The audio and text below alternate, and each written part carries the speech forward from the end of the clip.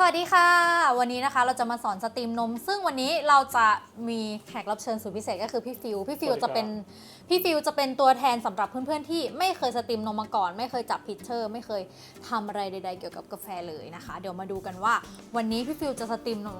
ออกมาแล้วเป็นยังไงพี่ฟิวจะทำได้ไหมมาคอยดูกันค่ะครับผมอันดับแรกนะคะสิ่งที่จะต้องเตรียมในการฝึกสตรีมนมก็คือแน่นอนว่าจะต้องมีพิชเชอร์นะคะแล้วก็มีนมค่ะก็โอเคมาเริ่มทำกันเลยเพื่อไม่ให้เป็นการเสียเวลานะคะก็คือขั้นตอนแรกใช่ไหมที่จะสตรีมอ่ะก็คือเราจะต้องมีนมโอเคเราก็จะใส่นมเข้าไปสำหรับมือใหม่อ่ะก็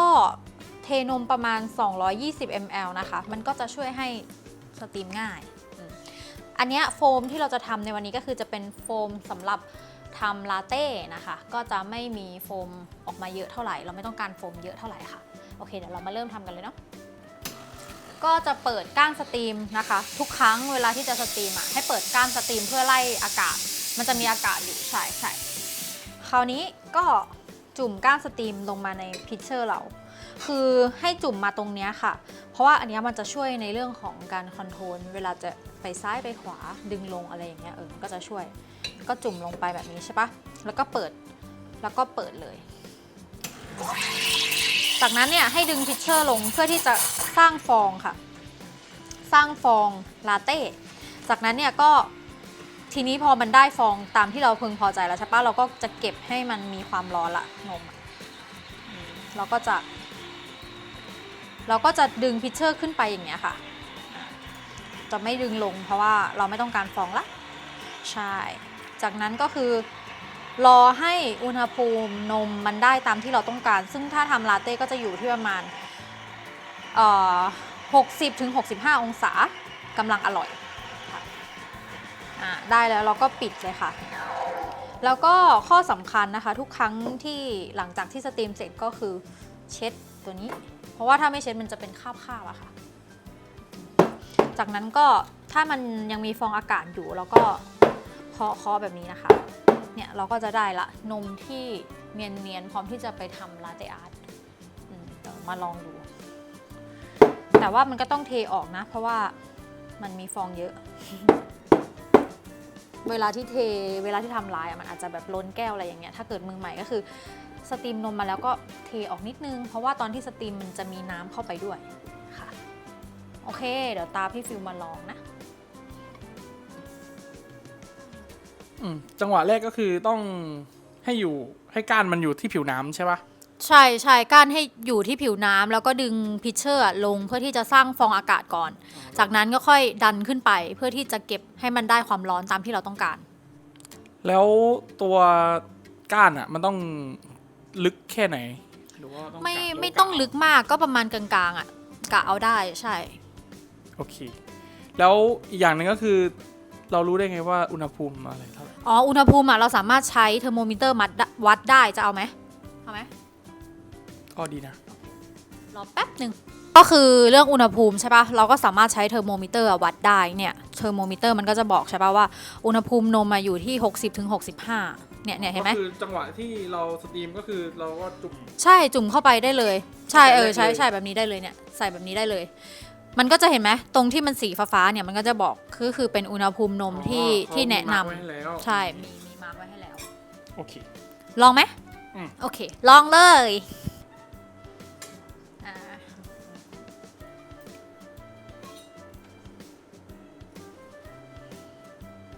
ใส่นมก่อนใช่ใส่นมก่อนนมนู้น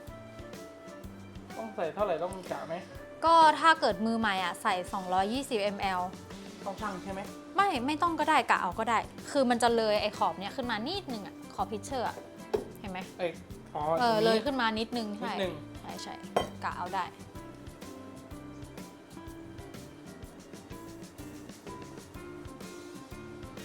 โอเค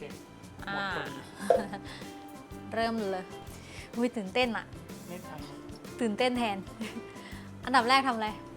ออกมาเพื่อจะทำได้ใช่เปิดไล่น้ำก่อนอันดับแรกอ่ะต้นนะเอาเลยเธอทำได้สู้ๆพอแล้วใช่แล้วก็จุ่มเลยจุ่มก้านสตรีมจุ่มตรงไหนตรงกลางๆแล้ว แล้วก็เปิดเลย เปิดไปเลย เปิดสุดเลย เอามือประคองพิชเชอร์เขาเนี้ยดึงลงเพื่อสร้างฟองก่อน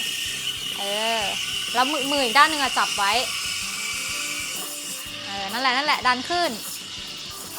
ใช่ดันขึ้นเพื่อให้มันร้อนเขาเนี้ยฟองได้แล้วก็ดันขึ้นใช่แล้วคราวนี้ก็คือรอให้อุณหภูมิมันได้อย่างนั้นแหละครั้งแรกก็ได้อยู่นะเนี่ยโอเคพอคราวนี้อุณหภูมิมันจะวิ่งไปที่สีฟ้าแล้วก็ให้ปิดเพราะว่าอุณหภูมิมันก็จะไปเรื่อยอีกไหนลองดูซิว่าฟองได้ไหมฟองค่อนข้างที่จะเยอะหน่อยแต่ไม่เป็นไรขั้นตอนที่สำคัญเวลา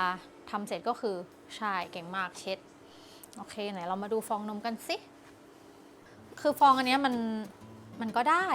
ไม่ใช่ว่าไม่ได้แต่ว่ามันเป็นฟองสำหรับทำคาปูชิโน่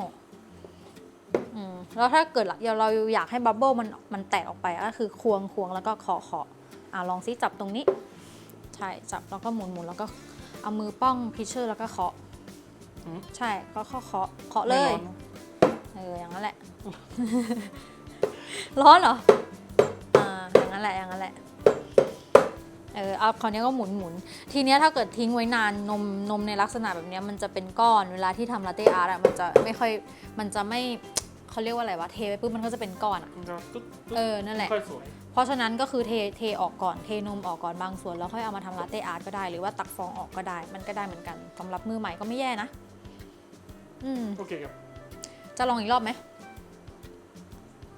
โอเค